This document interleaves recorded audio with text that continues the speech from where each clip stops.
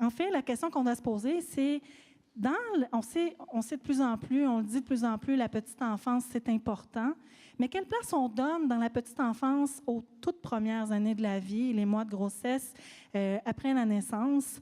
Quand on regarde l'expérience d'avenir d'enfant, qui n'est pas toute l'expérience du Québec au complet, mais qui est quand même assez révélateur, dans nos données, on voyait à quel point, dans nos actions, on a fait beaucoup de choses pour la transition scolaire, pour les 3 ans et plus, parce que c'est à ce moment-là qu'on voit des problèmes surgir.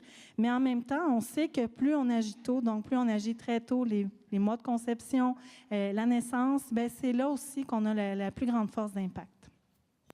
Merci, Sonia. Et donc, Julie Poisson, quand on parle dans l'expression consacrée 0-5 ans, c'est comme si on oubliait qu'il y avait 9 mois qui précédaient. Oui, tout à fait. Puis on le dit depuis ce matin, hein, dans la qualité des environnements dans lesquels vont naître, grandir et apprendre les enfants de 0-5 ans est importante, on le sait tous.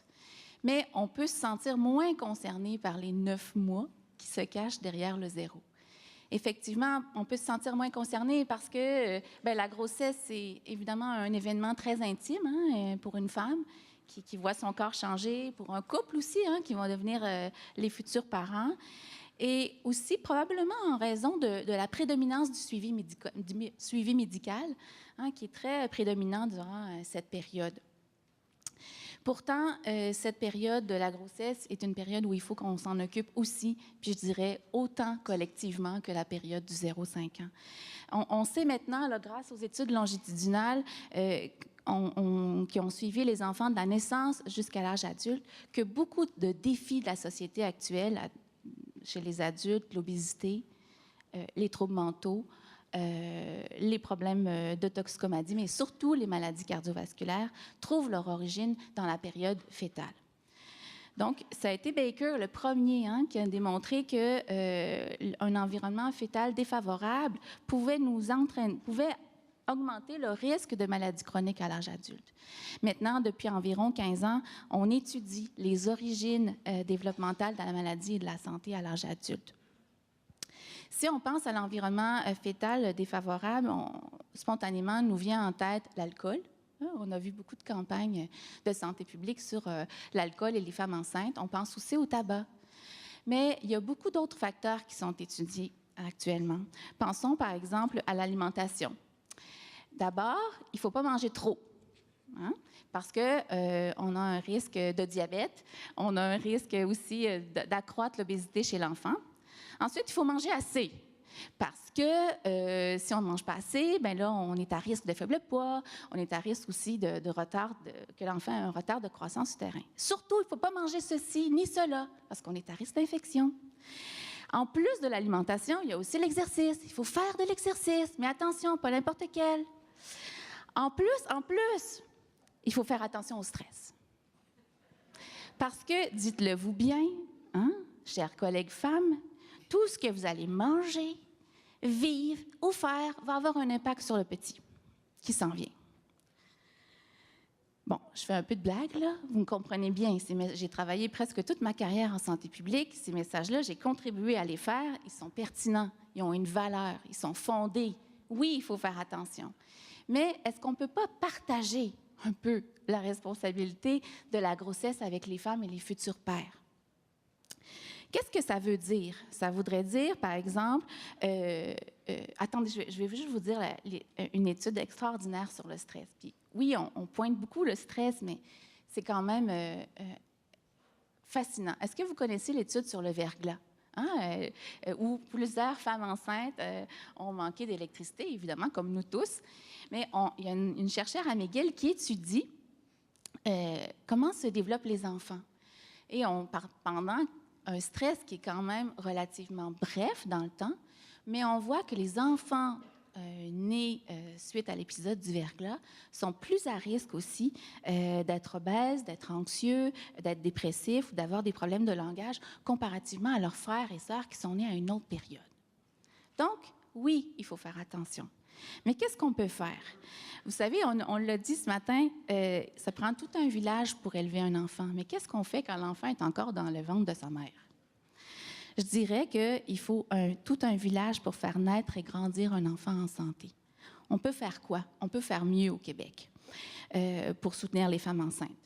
Il y a des interventions qui fonctionnent bien. Hein? On pense à Holo, qui donne des suppléments alimentaires, qui font un accompagnement aussi pendant la période de la grossesse. On pense au programme CIP, des services intégrés. On pense au travail de la Maison Bleue, par exemple, qui travaille avec les femmes en grande vulnérabilité. Il faut consolider ces interventions-là, mais il faut aussi des interventions pour le reste des femmes, pour l'ensemble des femmes, pas seulement les femmes qui vivent en contexte de vulnérabilité. On doit aussi continuer d'offrir une information juste, mais respectueuse. C'est Jean-Pierre, je pense qu'il disait tantôt, il faut faire confiance aux gens. Il faut leur donner le pouvoir de décider. Oui, on a des messages de santé publique qu'il faut communiquer, mais après ça, il faut aussi soutenir une prise de décision éclairée. On a le Mieux vivre avec notre enfant, on a le site Naître et grandir, mais on a tendance actuellement, en tout cas dans les CIS ou les CIUS, à réduire l'offre de soutien prénatal, les fameux cours prénataux qui avaient une valeur intéressante. Mais je dirais qu'il faut se concentrer sur le stress. Qu'est-ce qu'on peut faire pour diminuer le stress des femmes enceintes et des futurs parents?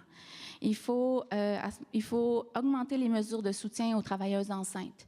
Il faut peut-être aussi améliorer notre réseau de soutien et d'entraide, pas juste après la naissance, mais dès la période de la grossesse. Il faut probablement augmenter le suivi sage-femme, mais je pense que ma collègue Sonia va vous en parler. Il faut aussi soutenir davantage les femmes qui vivent en grande vulnérabilité pendant la grossesse. On pense aux femmes victimes de violences conjugales ou encore aux femmes qui vivent dans la grande pauvreté. On peut faire mieux pour la grossesse. Merci, Julie. Donc, Sonia, vous aviez des données sur les sages-femmes spécifiquement? Oui, en fait, je vais faire du pouce sur ce que Julie disait, qu'on peut faire mieux pour la grossesse.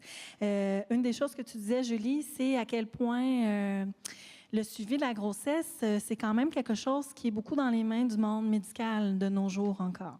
Donc, c'est le médecin de famille ou même l'obstétricien qui va faire le suivi de grossesse.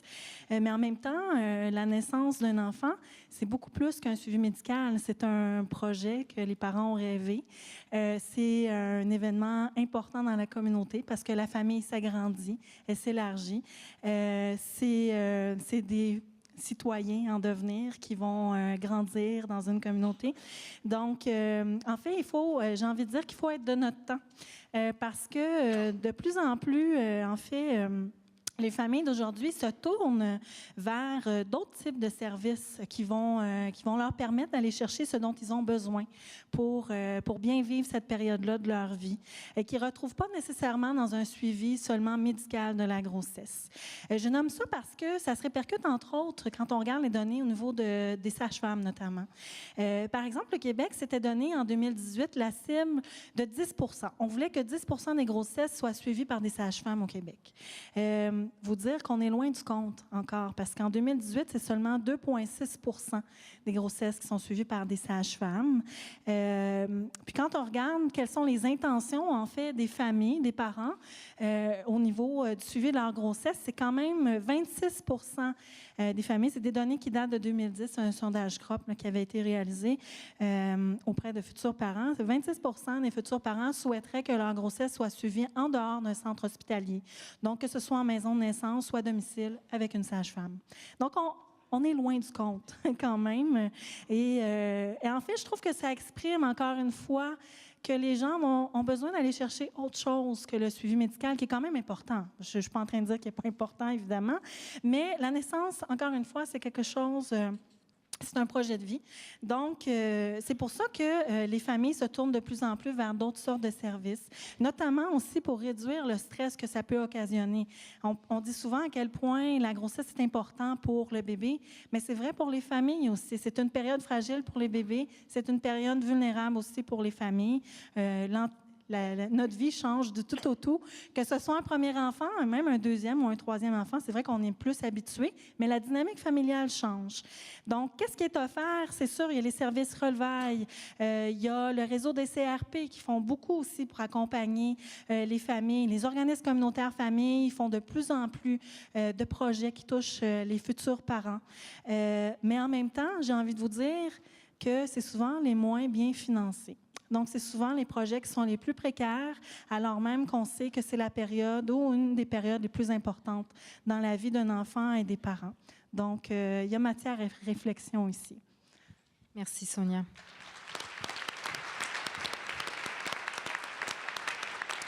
Ça conclut le bloc 5. Pour le bloc 6, on va aborder la pauvreté chez les enfants. C'est notre dernière donnée qui est dans le jaune. Elle est dans le jaune parce que la bonne nouvelle, c'est qu'au global, la pauvreté a diminué chez les enfants 0-5 ans au Québec, mais il reste encore beaucoup de chemin à faire, et surtout pour les tout-petits autochtones.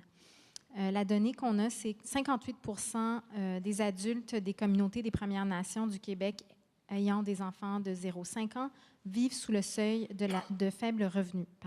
Sous le seuil de faible revenu, puis cette donnée n'inclut pas les enfants CRI. Si je lis bien la note. Donc, Nibisha, est-ce que vous pouvez nous en parler un peu de cette donnée-là? Oui, bien sûr. Donc, évidemment, si on me donne la parole en premier dans ce bloc sur la pauvreté des enfants et que la statistique parle spécifiquement de la pauvreté des Premières Nations, du revenu là, dans ce cas-ci, comme indicateur, c'est pour mettre en saillance que les Premières Nations, les Inuits, qui ne sont pas non plus inclus d'ailleurs, les Inuits ne sont pas inclus dans cette statistique-là, vivent encore aujourd'hui, et on n'arrête pas de le répéter depuis très longtemps, dans des conditions de vie socio-économiques beaucoup plus défavorables que celles de la population générale. Des conditions de vie qui sont directement liées aux effets du colonialisme et des politiques d'assimilation.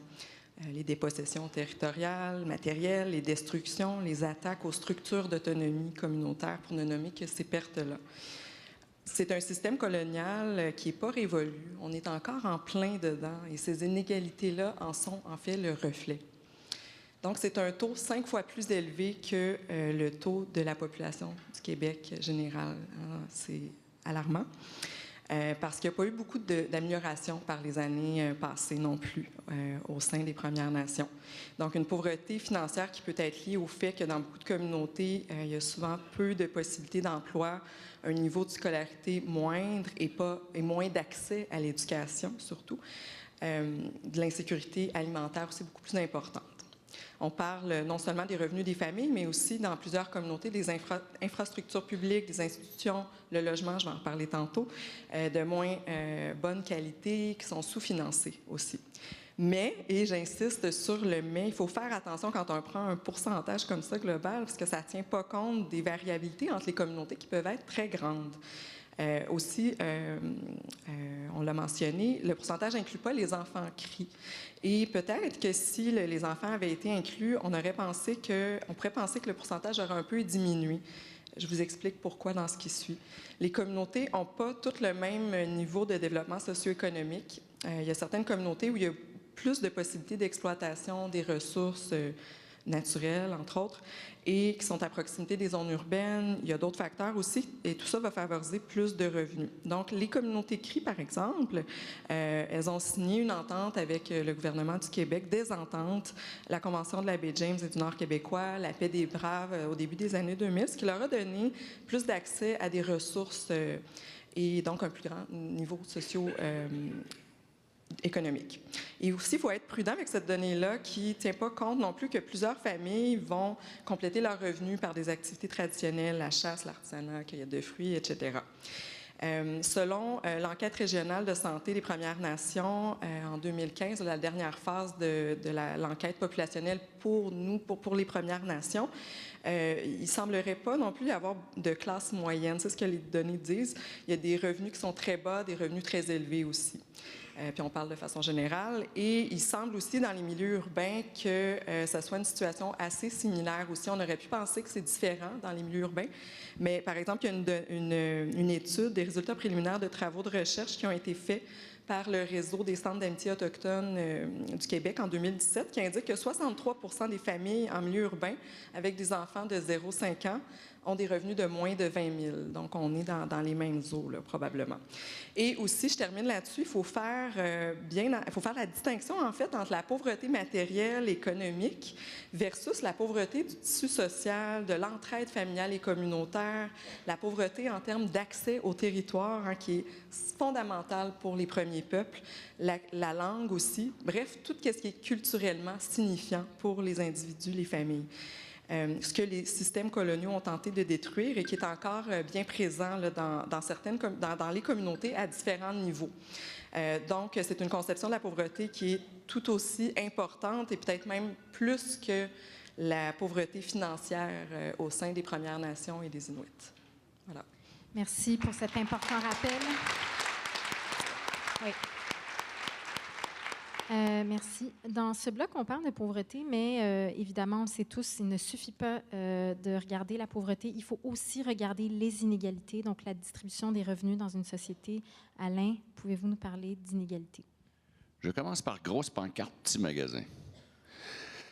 Vous ne retiendrez que ça de ma présentation. Ça veut dire que ça fait tout. Vous êtes peut-être, vous, la grosse pancarte. Nous aussi, ça fait longtemps qu'on parle d'inégalité sociale. Hein? On en parle beaucoup, beaucoup, beaucoup.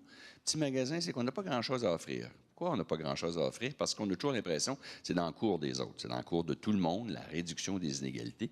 Je vais essayer de faire le lien entre les deux, parce qu'évidemment, nos statistiques sont plus faciles quand on examine la pauvreté. Les 10 plus pauvres ou 25 versus les plus riches. Donc, on regarde ça sous l'angle de la pauvreté, puis on regarde des indicateurs. Est-ce qu'il y a des différences? Oui, il y en a pour tout. Pour toutes les maladies, partout dans le monde où ça a été étudié.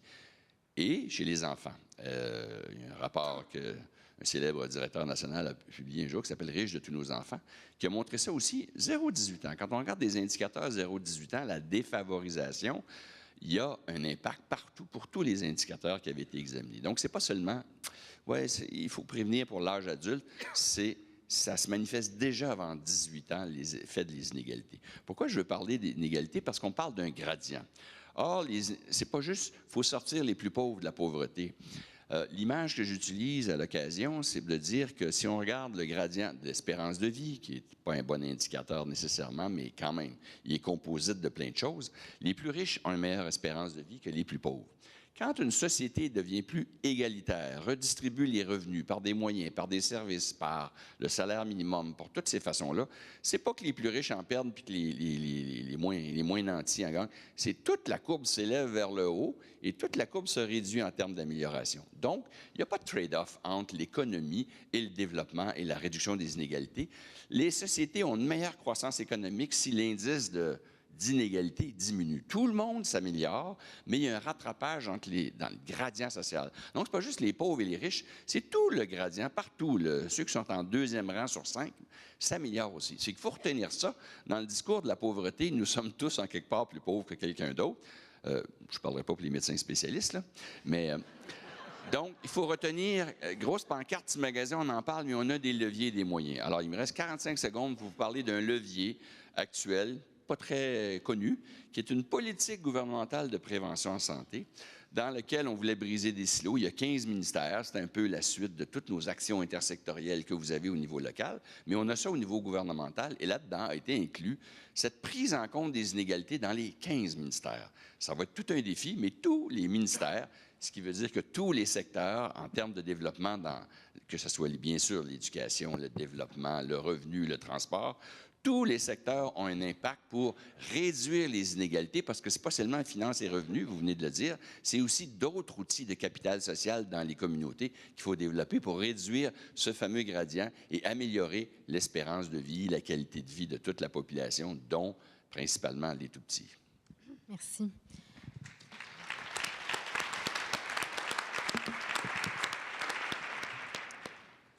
Catherine Naik, il y a des mesures qui favorisent une certaine stabilité des revenus à la naissance d'un enfant, mais ces mesures ne sont pas toujours équitables pour tous. Est-ce que vous pouvez nous en parler?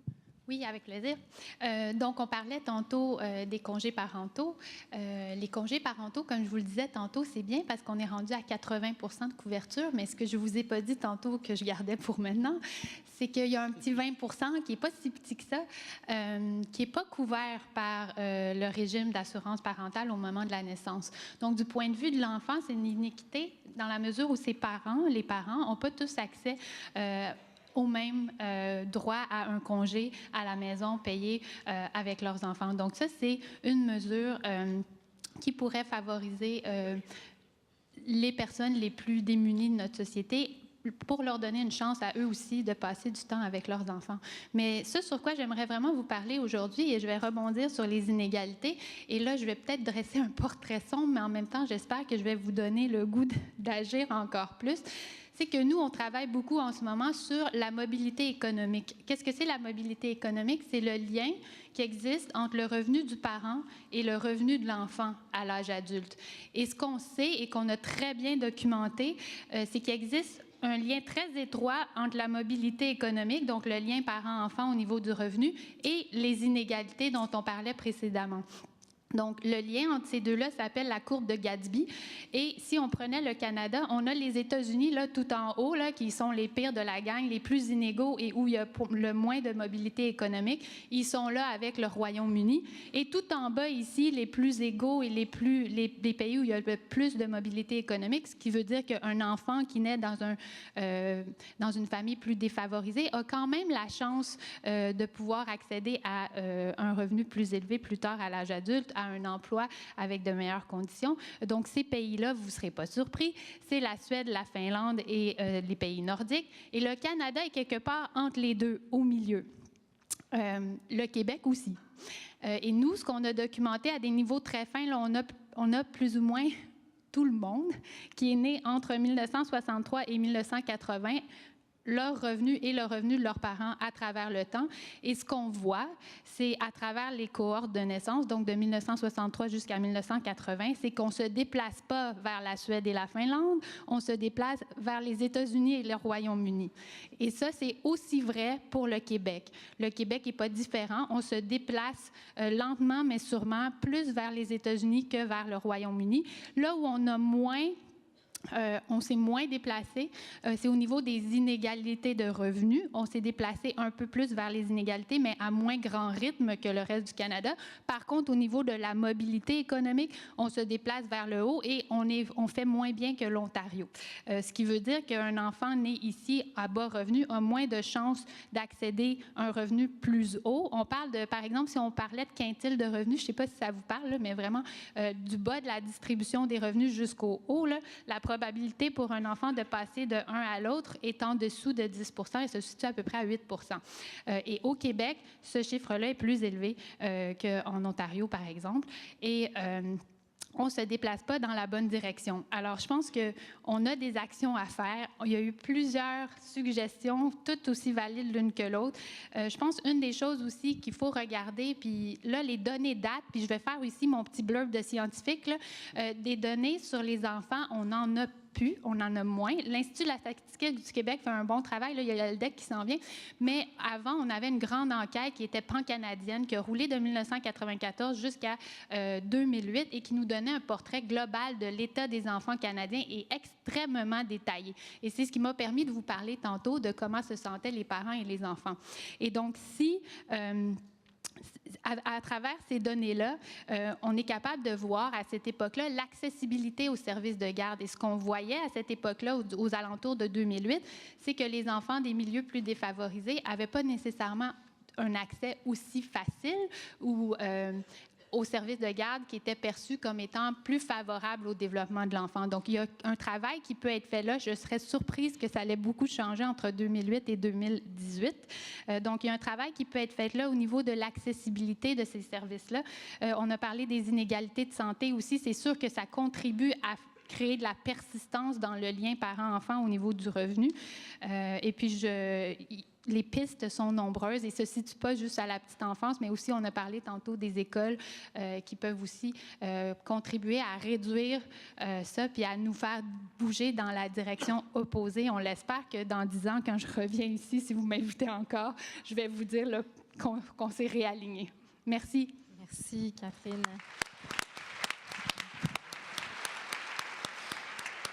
Jamais une salle aura aussi mal réagi à une comparaison avec les États-Unis. Il y a eu un « Ah! Ouais. Mais on fait mieux, là. C'est ça. Donc, pour le bloc suivant, le bloc 7, on va aborder des thèmes qui demeurent pour le Québec des défis à surmonter. Donc, on passe dans le rouge. Et le premier thème, c'est l'accès au logement pour les familles. Environ 20 des familles avec au moins un enfant 0,5 ans habitent un logement non abordable. C'est ça notre donnée. Alain, pourquoi est-ce que c'est si important d'avoir un logement convenable? Je vais aussi utiliser quelques chiffres. Évidemment, c'est une part importante de nos revenus. Alors, tout à l'heure, je parlais du tout le gradient social, mais pour les gens les plus défavorisés, on a des logements, des ménages. Les ménages au Québec là, sont locataires à, savez-vous, 37 %. Donc, 37 % des gens sont à loyer. Puis, dans ce 37 %-là, au Québec, là, les ménages, ça fait 1 360 quelques ménages, bien, il y en a 253 qui dépensent, là, je n'ai pas la statistique avec les enfants, mais plus que 30 % de leurs revenus. Et il y en a 227 000 qui dépensent plus que 50 % de leurs revenus. Pourquoi je vous parle de ces deux chiffres-là? C'est qu'on dit qu'habituellement, quand tu dépasses le 30 % de ton revenu attribué à ton logement, ça crée des problèmes de santé. C'est ce qu'on m'a demandé un peu d'illustrer. Évidemment, ça, c'est le premier critère, parce qu'évidemment, ça donne de l'insécurité alimentaire, l'insécurité pour plein d'autres choses, si tellement d'argent doit être consacré à ton loyer. Évidemment, ces gens-là, on ne pense pas non plus à l'acquisition. On ne parle pas d'achat ou d'aide à l'achat, qu'on voit beaucoup dans nos programmes gouvernementaux. La taille, évidemment, ça fait que la taille n'est pas nécessairement adéquate. Ça donne des problèmes de santé mentale, et la qualité. Ces logements-là sont souvent insalubres, moisissures, donc problèmes de santé, d'humidité et même de traumatisme. Et il y a aussi les enjeux de mobilité qui étaient évoqués tout à l'heure. Évidemment, ces gens-là doivent changer souvent de logement, ce qui fait que ça détruit d'autres éléments de la richesse, le capital social, la vie de quartier, parce qu'il faut bouger tout le temps. Alors, il y a toute une longue liste comme ça de quand ton logement te coûte trop cher, que ça donne plusieurs problèmes, plusieurs impacts, plusieurs problèmes de santé. Alors, on a vu qu'au Québec, 227 000 ménages dépensent plus que 50 % de leurs revenus. Et on s'est détérioré. En 1996, selon des données de Statistique Canada, 10 % de l'ensemble du parc résidentiel, c'était pour du social et communautaire. Il y a plein de formules, c'est assez compliqué à se démêler. L'OCDE essaye chaque année de comparer les pays, il y arrive très mal parce qu'il y a des programmes fédéraux, provinciaux, municipaux. Il y a toute une série de programmes, les chiffres sont difficilement comparables. Mais en 2018, on est rendu à 5 % de notre parc de logement qui est social et communautaire. Ça veut dire qu'on en a...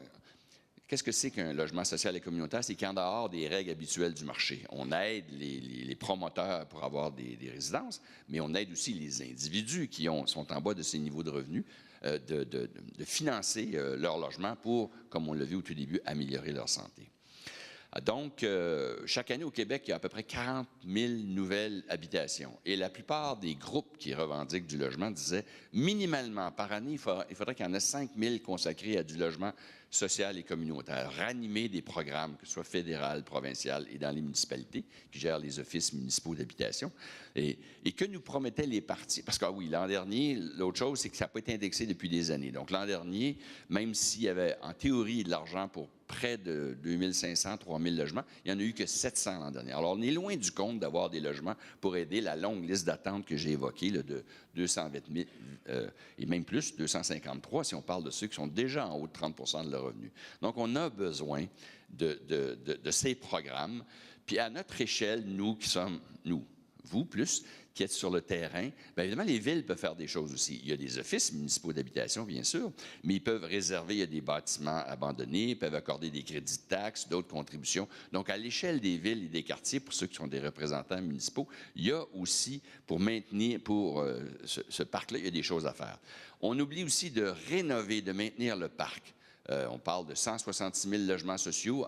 On aime mieux annoncer des nouveaux logements que de maintenir. Ça, c'est une chose. Puis le troisième ingrédient, Oui, c'est un niveau d'aide, puis tant mieux quand on a accès à un logement social et communautaire, on est capable de le payer avec une aide, mais il y a aussi plein d'autres choses à rebâtir dans le capital social et humain. Donc, il faut aussi des intervenants dans les organismes communautaires pour soutenir les gens qui finalement, heureusement, ont accès à un logement. Donc, il y a du travail à tous les niveaux de gouvernement, et puis il y a du travail en dehors du logement lui-même sur comment on aide les gens qui ont repris leur dignité à s'investir différemment dans leur communauté.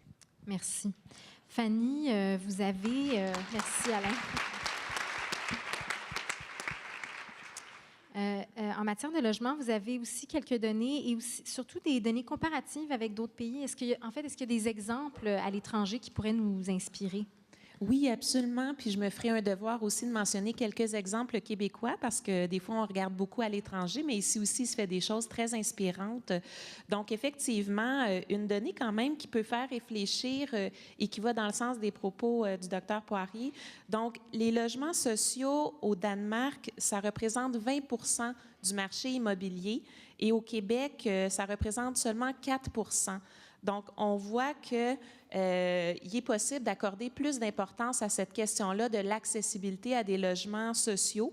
Et ce qui a mené à ça, à cette situation-là au Danemark, c'est le fait d'adopter une réglementation qui visait à garantir l'accès à un logement abordable et adéquat à tous les citoyens.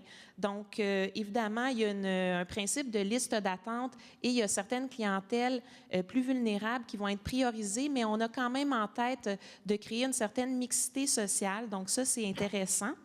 Et ce qui est aussi intéressant, c'est que le modèle là-bas repose beaucoup, en fait, sur un partenariat avec les municipalités. Donc, les municipalités qui, par exemple, vont jouer le rôle d'évaluer les besoins pour de nouvelles constructions.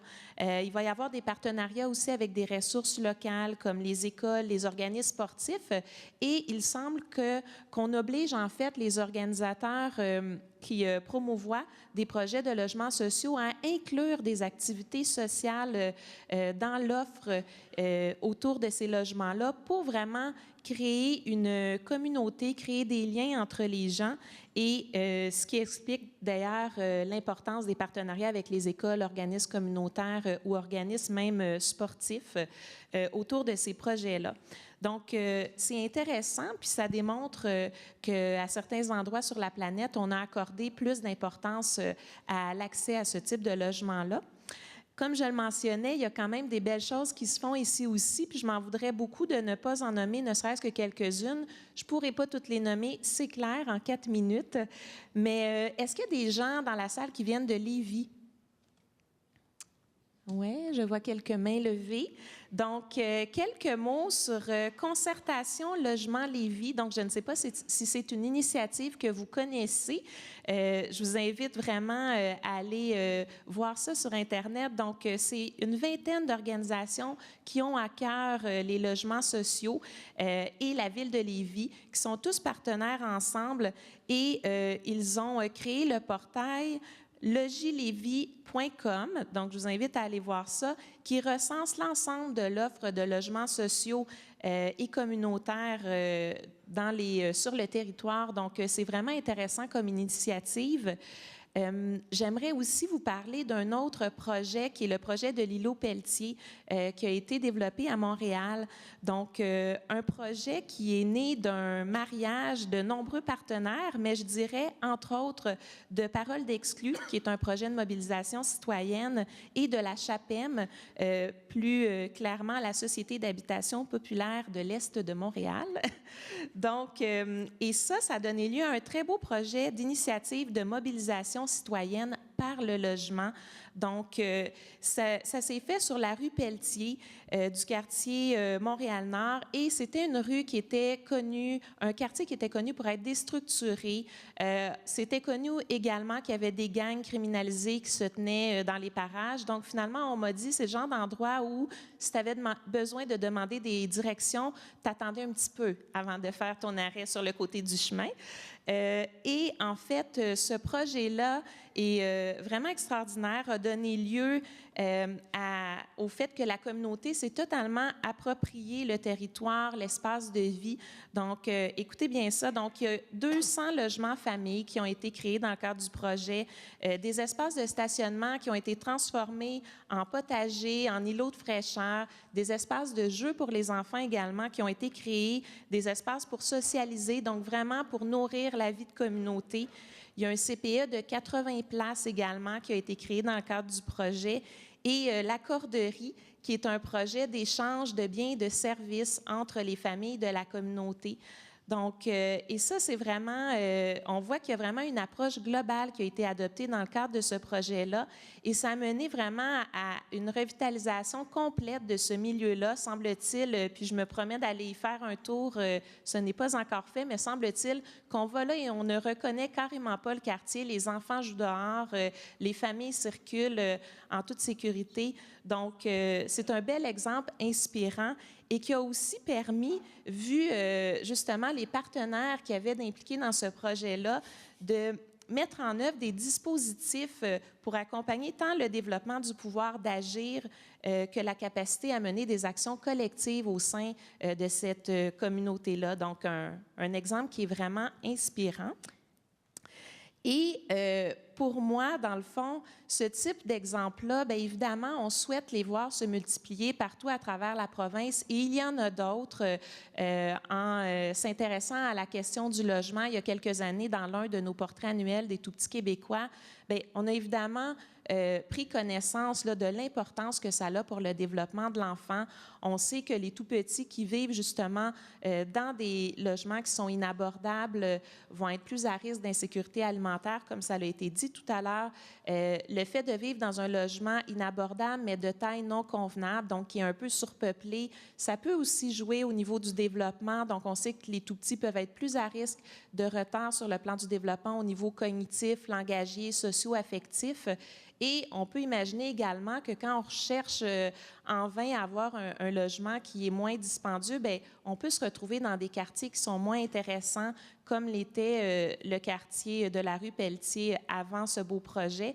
Et c'est important de s'attarder à cette question-là parce que l'expérience qui est vécue par l'enfant dans son quartier, donc le fait de pouvoir circuler dans le quartier, de socialiser avec les membres de la communauté, bien, c'est des expériences qui s'ajoutent à celles qui sont vécues au sein de la famille et ça a un impact déterminant sur le bien-être des tout-petits. Donc, on est vraiment ravis de voir qu'il y a de plus en plus de municipalités qui collaborent avec des organismes en logement social pour développer ce type de projet-là qui améliore grandement la qualité de vie des familles et des tout-petits.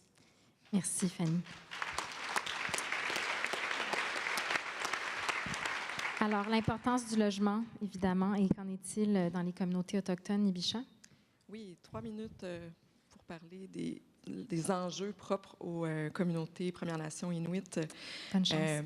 On a des enjeux particuliers. En fait, c'est bien reconnu que les communautés font face actuellement et depuis longtemps à une crise du logement et la situation, elle s'est pas beaucoup améliorée. En fait, elle s'aggrave avec les années. Et aussi, ce qui fait que c'est plus urgent encore, c'est que les Premières Nations, les Inuits, ont un taux de croissance, en fait, le plus important, le plus rapide au Québec, au Canada. En fait, il y a une pénurie, il manque de logements dans nos communautés, étant donné d'abord, c'est surtout dû au fait qu'on a un accès limité à la propriété en raison de la loi sur les Indiens de 1876, qui, cette loi-là, invalide le droit de saisir des biens sur le territoire des communautés. Donc, dans les communautés, les gens sont locataires. Et là je pourrais rentrer dans beaucoup plus de minutes pour vous expliquer un peu la loi sur les Indiens, mais je ne le ferai pas, parce qu'il faut que je me centre sur le logement davantage. Il y a d'autres choses à dire. De façon générale, il y a un surpeuplement important. Selon l'enquête régionale de la santé des Premières Nations dans la dernière phase, en 2015, un enfant sur 4 vivaient en situation de surpeuplement. Et pour les Inuits, je n'ai pas la donnée pour les enfants, mais c'est vraiment encore plus important. C'est de une personne sur 3 à une personne sur 2. Donc, pour faire un comparatif, c'est 9 à 13 fois plus élevé, là, grosso modo, que pour la population non autochtone. Donc, c'est immense. Et il y a aussi des conditions de logement souvent inadéquates dans plusieurs logements, toujours selon l'enquête régionale de la santé des Premières Nations de la C3SPNQL en 2015. Il y a environ 20 à 25 des adultes des Premières Nations qui vivent dans un logement qui nécessite soit des réparations majeures ou qui disent avoir observé de la moisissure. Évidemment, un peu comme tantôt je vous l'ai dit pour la pauvreté, la proportion de logements et leur qualité va varier là, beaucoup d'une communauté à l'autre.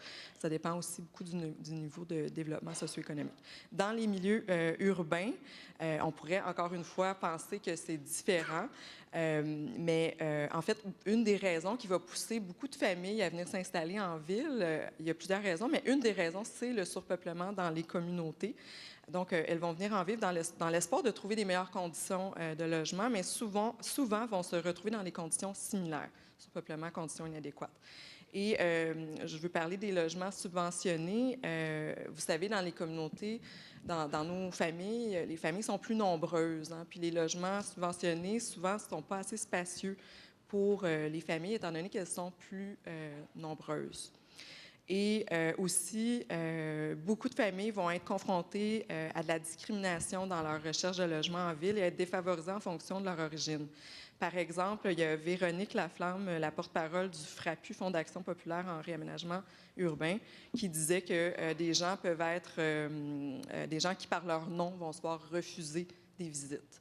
Évidemment, ça a des impacts importants, autant sur la santé globale des enfants, des familles, on en a parlé précédemment, et sur le développement des communautés. Et là, je cite l'Association des Premières Nations Québec-Labrador en 2014. Merci, voilà. Nibicha.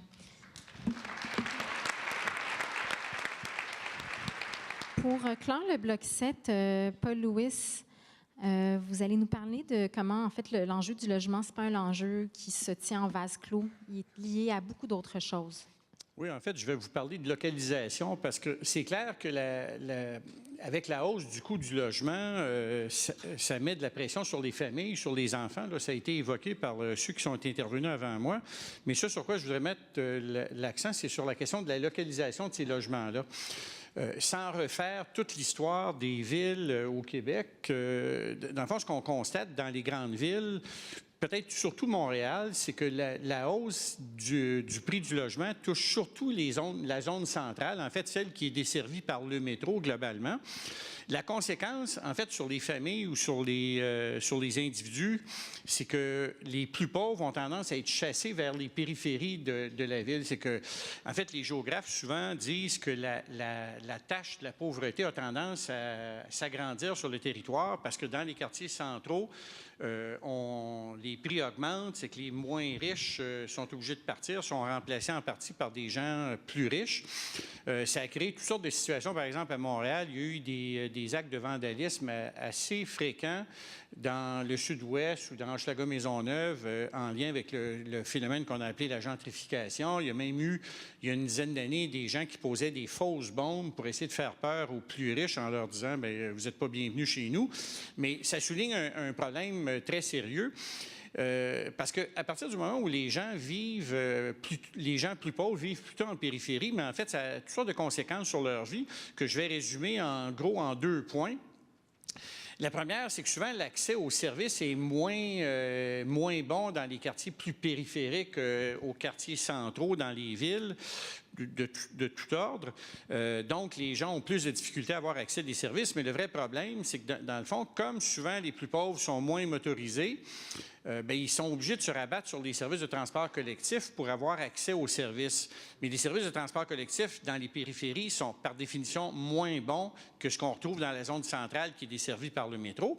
Donc, ces gens-là ont plus de difficultés à rejoindre leur destination. Ils mettent plus de temps à assurer leur déplacement, ce qui ajoute à la pression d'être plus pauvres. dans une société qui est conçue pour l'automobile, dans le fond, c'est pas banal de dire qu'on est captif du transport collectif. Moi, je suis un usager du transport collectif, mais je vis dans une zone où le service est plutôt de très bonne qualité. Mais si on vit en périphérie, qu'on est obligé de se déplacer en transport collectif, mais ça se peut que ça soit pénible et que ça limite, en fait, l'accès aux services qu'on a. Donc, être pauvre au centre, c'est pénible, mais être pauvre en périphérie, c'est encore pire, je dirais. Et s'il y a un truc que vous devriez vous souvenir, c'est que le transport collectif, c'est un outil puissant pour réduire les inégalités au plan de la mobilité. La mobilité, en fait, c'est important pour nous permettre de nous réaliser comme individus, d'avoir accès aux services, aux activités qui vont nous construire comme personnes. Et si on n'a pas accès à ces activités-là, on est pénalisé doublement. Merci. Merci, Paul. Alors, on va conclure cette table ronde avec le bloc 8. Notre dernier bloc porte sur la santé et le développement de l'enfant. Et notre donnée est la suivante. 27,7 % des enfants présentent une vulnérabilité dans leur développement. C'est un fort taux, si j'ose dire. Julie Poisson, c'est un enfant sur 4. C'est beaucoup. Oui, bon. Commençons par... Si on se compare, on se console. OK? Après ça, on regardera le côté un peu moins rigolo de cette donnée. Donc, il faut dire qu'un enfant sur 4 qui présente une vulnérabilité au moment de commencer l'école, c'est une donnée qu'on voit dans les autres provinces canadiennes et qu'on voit aussi ailleurs dans le monde. OK? Donc, on n'est pas si pire, d'une façon de parler. Par contre, on sait que cette vulnérabilité-là dans le développement est quand même très préoccupante.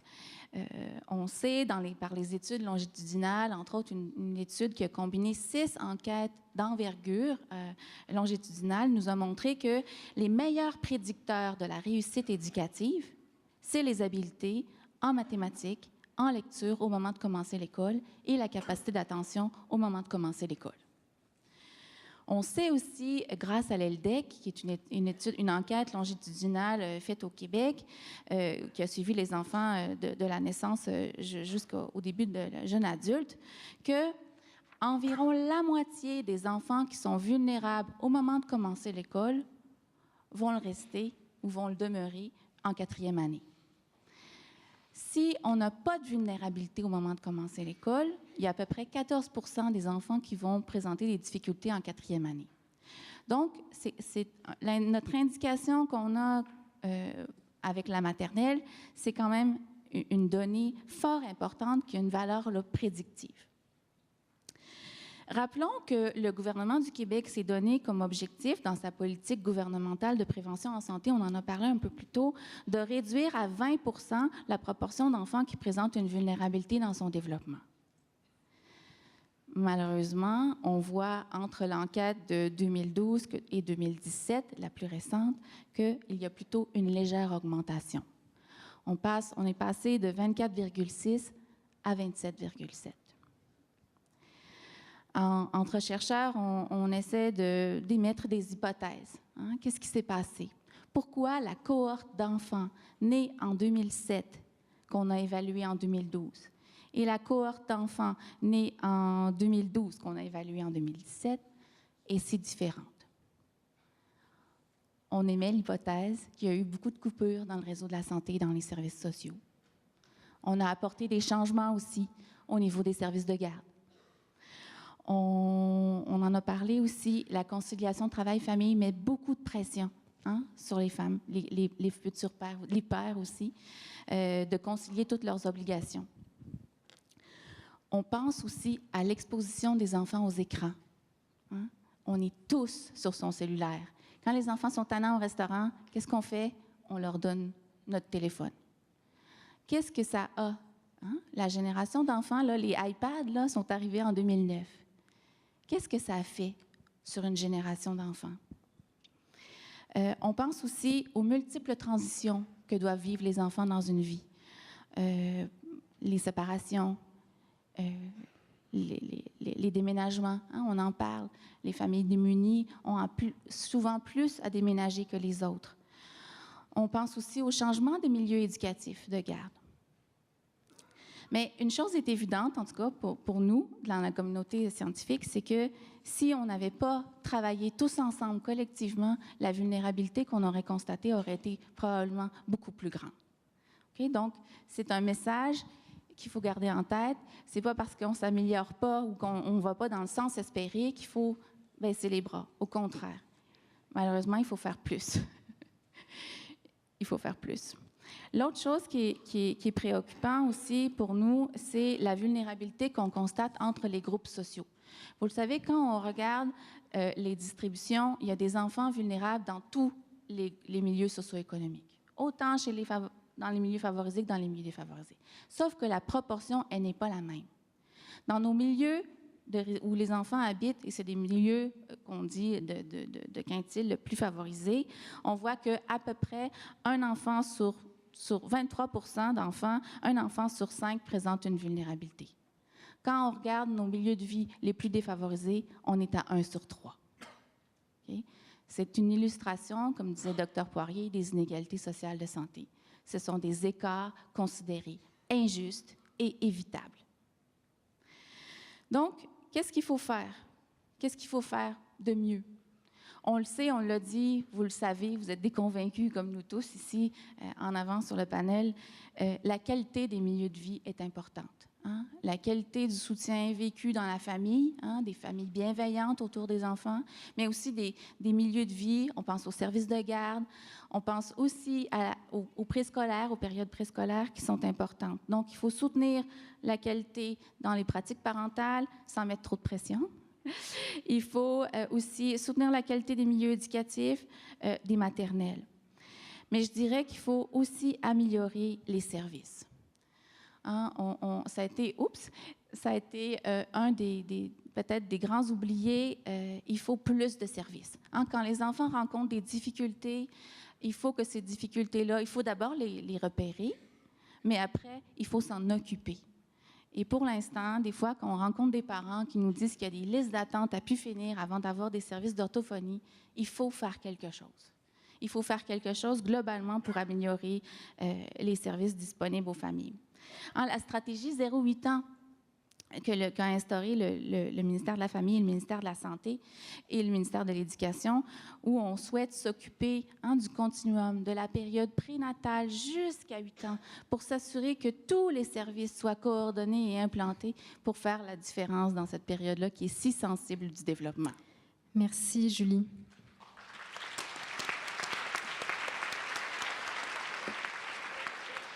Alors, Nibisha, les enfants autochtones aussi vivent des difficultés de santé dans leur développement?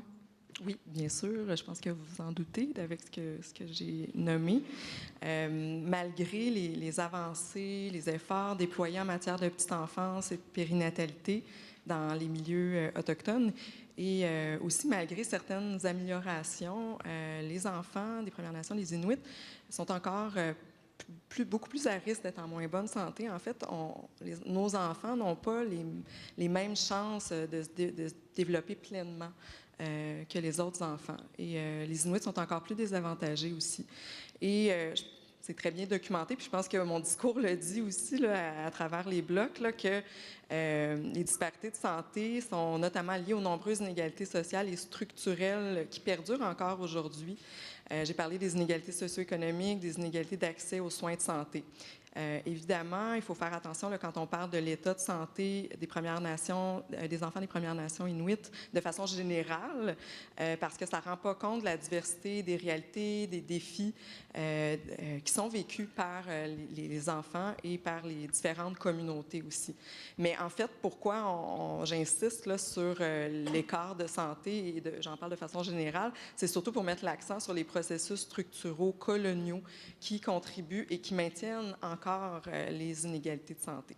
Je pourrais vous parler de certains constats préoccupants qui ressortent des enquêtes populationnelles par la C3S-PNQL quant à l'état de santé des enfants, comme par exemple, selon l'enquête régionale de santé, en 2015, il y a une proportion grandissante d'enfants en surpoids ou obèses, en presque un enfant sur 2 dans les régions éloignées sont obèses. Et aussi qu'il y a une proportion importante d'enfants qui ont des besoins spéciaux, un enfant sur 5 là, dans les communautés, là, je parle des communautés, et qui tardent à être diagnostiqués et à avoir les soins là, dont ils ont besoin. Et ça, c'est une autre enquête là, qui donne ce résultat-là. Mais ce qui ressort, quand on veut améliorer la santé des enfants, en fait, au lieu de se centrer sur... C'est ce qui ressort là, des constats, des enquêtes, des différentes études dans le milieu, mais aussi ce que les gens disent dans nos milieux, les dirigeants, des communautés, des organisations autochtones. Ce qu'on veut mettre l'accent, puis ce qu'on veut tabler sur, c'est de mettre l'accent sur les forces, sur les facteurs de protection qui sont culturellement signifiants, comme par exemple l'identité culturelle des enfants, le sentiment d'appartenance à la communauté, l'importance de la langue, l'accès et le lien au territoire. Hein, je répète des fois les mêmes choses, mais c'est pour mettre l'emphase là-dessus. Et la place importante de la famille élargie dans le développement des enfants. La santé dans nos milieux, elle est vue de manière holistique comme un état global d'harmonie entre les 4 dimensions de la nature humaine. Donc, la dimension émotionnelle, la dimension rationnelle, corporelle et spirituelle. Et donc, dans cette vision-là, la santé des enfants, elle est indissociable, et j'insiste sur le mot indissociable, hein, de la santé des familles, des communautés, des nations, de la terre, de l'environnement et du monde qui nous entoure. On ne peut pas juste se concentrer sur la santé des enfants, ça ne fait pas de sens dans cette conception holistique de la santé. Puis j'aimerais terminer là-dessus, puis je regarde mon temps, je quand même pas pire.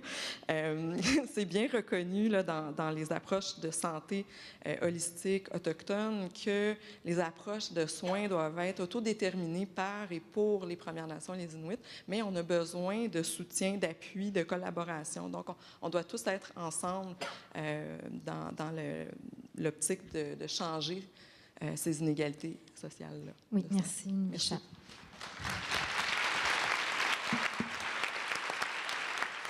Alors, on va clore le bloc 8 avant un mot de la fin. Donc, clore le bloc 8 avec Paul Lewis au sujet des aménagements. Comment les aménagements peuvent influencer la santé des enfants? En fait, dans les dernières années, je me suis surtout intéressé aux enfants du primaire. C'est que je comprends que le problème est tout à fait différent de celui de la petite enfance, mais je vais quand même arriver à la petite enfance. Dans le cas des enfants du primaire, ce qu'on constate au Québec, comme dans le reste de l'Amérique du Nord, c'est qu'ils marchent relativement peu pour aller à l'école. Dans le cas de Montréal et Trois-Rivières, le pourcentage tournait autour de 30 %, ce qui est beaucoup plus faible que dans les années 80 ou quand moi j'étais étudiant, c'est-à-dire où on était à 99 % je crois, à marcher pour aller à l'école, même 2 ou 3 kilomètres. Et les chercheurs disent, dans le fond, que si on veut augmenter le niveau d'activité physique chez les enfants, on pourrait peut-être commencer par les faire marcher pour aller à l'école. Mais il faut comprendre que l'environnement urbain... Bon, je suis d'accord. Je savais que je ne tombais pas dans un groupe qui serait contre. Je suis quand même rassuré. Mais ce qu'on constate, c'est que l'environnement urbain est conçu pour faire rouler des voitures plutôt que de faire marcher des enfants. Les enfants du primaire, on peut imaginer qu'ils soient autonomes pour aller à l'école assez tôt. Dans le cas de la petite enfance, c'est un peu plus difficile de l'imaginer, mais ce qu'on pourrait imaginer, c'est que nos villes soient davantage aménagées pour que les adultes marchent, et donc par définition, les enfants vont marcher davantage, mais qu'un jour, les enfants puissent marcher seuls, parce qu'il y a quelque chose d'extrêmement important dans cette capacité que nous avons de marcher seuls, parce que c'est aussi une forme d'apprentissage extrêmement importante. Il y a des sociologues qui parlent de la capacité environnementale ou les connaissances environnementales qu'on peut apprendre simplement en marchant. Moi, je crois beaucoup à ça. Il y a beaucoup à découvrir, il y a beaucoup à apprendre. Et il y a un mouvement chez les urbanistes qui est plutôt naissant, mais que je trouve assez intéressant pour parler de cette question-là, c'est celui de la ludification de l'espace public. C'est-à-dire cette idée de faire en sorte que l'espace public ne soit pas uniquement un espace où les gens vont se déplacer, mais où on peut faire d'autres activités que simplement se déplacer pour aller faire des courses, aller à l'école ou aller travailler.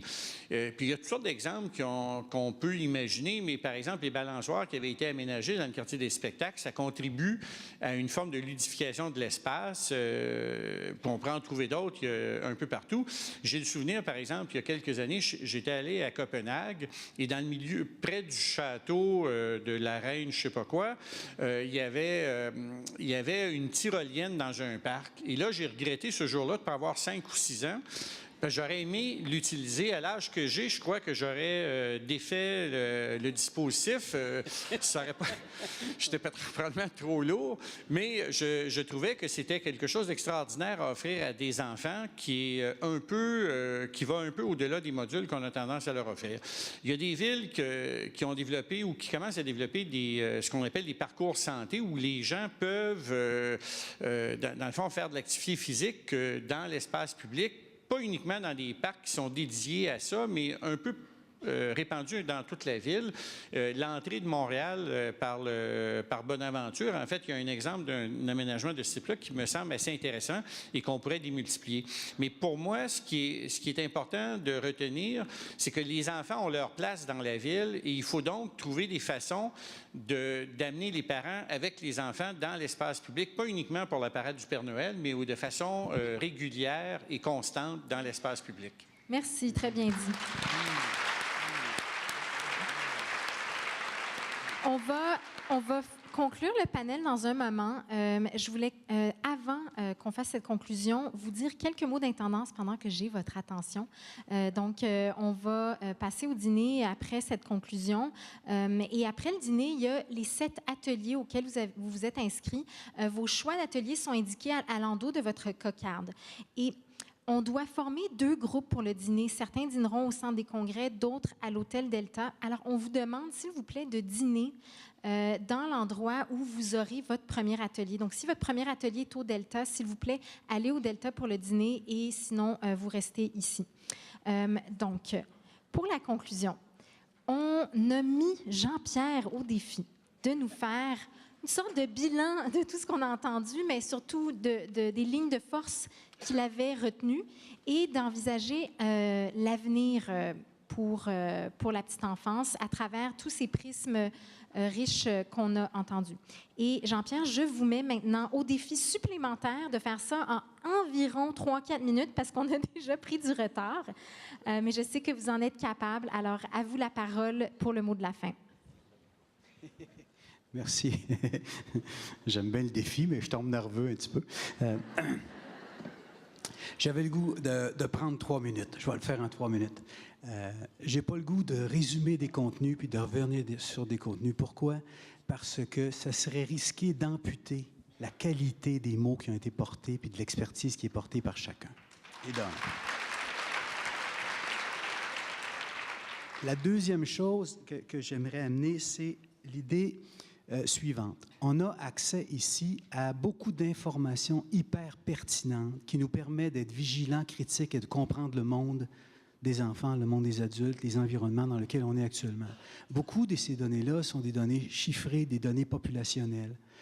Dans ma tête à moi, il me semble qu'il nous manque un autre cercle qui est complémentaire et qui touche la vie de tous les intervenants de proximité, qu'ils soient en milieu de garde, à l'école, qu'ils soient dans les maisons de la famille, qu'ils soient partout. Le bout qui nous manque, il est complémentaire, mais on ne peut pas tout faire en même temps, hein? Le bout qui nous manque, c'est le bout de l'importance du récit. L'importance de s'approcher de l'expérience telle qu'elle est vécue et non pas telle qu'elle est décrite ou perçue ou calculée. Les intervenants de proximité sont continuellement à inviter des ponts, à chaque fois singuliers, avec tel enfant de tel âge, à tel moment de sa vie, dans tel contexte, dans telle situation, avec tel parent. Donc, le récit d'expérience, pour moi, c'est comme tout un enjeu complémentaire qui pourrait être couvert autrement, puis qui nous permettrait d'établir tellement des beaux dialogues entre nos plus belles connaissances, nos plus belles informations, nos plus belles données, puis les récits d'expérience. Quand les gens racontent, et dans tous les peuples, on raconte pour réguler ses émotions, ne serait-ce que nos indignations face aux inégalités. On raconte pour mentaliser puis donner du sens à ce qu'on fait parce que vivent les gens autour de nous, puis le monde dans lequel on vit. Puis on raconte pour se relier aux autres. Alors, quand M. Hott, ce matin, a parlé qu'on avait une belle occasion de faire le point, je me suis dit, qu'est-ce que c'est d'autre que de se raconter ensemble le récit du chemin parcouru, du bilan et puis du chemin à parcourir.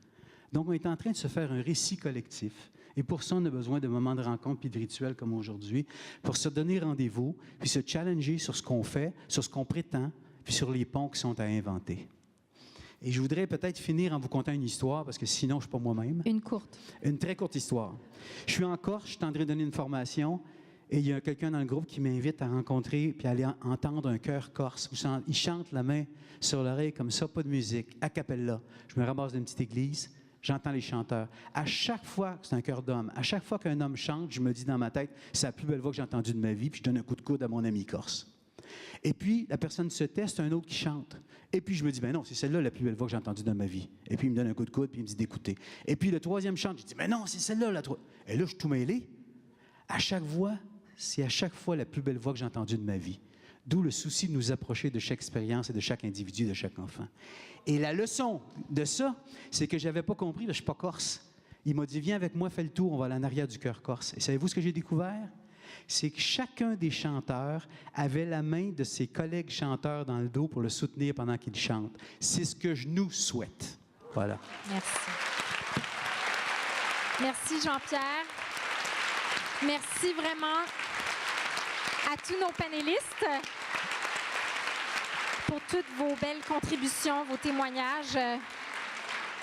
Et avant de vous souhaiter bon appétit, j'ai envie de vous dire merci à vous tous et toutes pour votre belle qualité d'écoute que nous, on sent bien ici sur scène. Alors, merci aussi à vous pour votre attention et bon appétit. Les ateliers commencent à 13h30.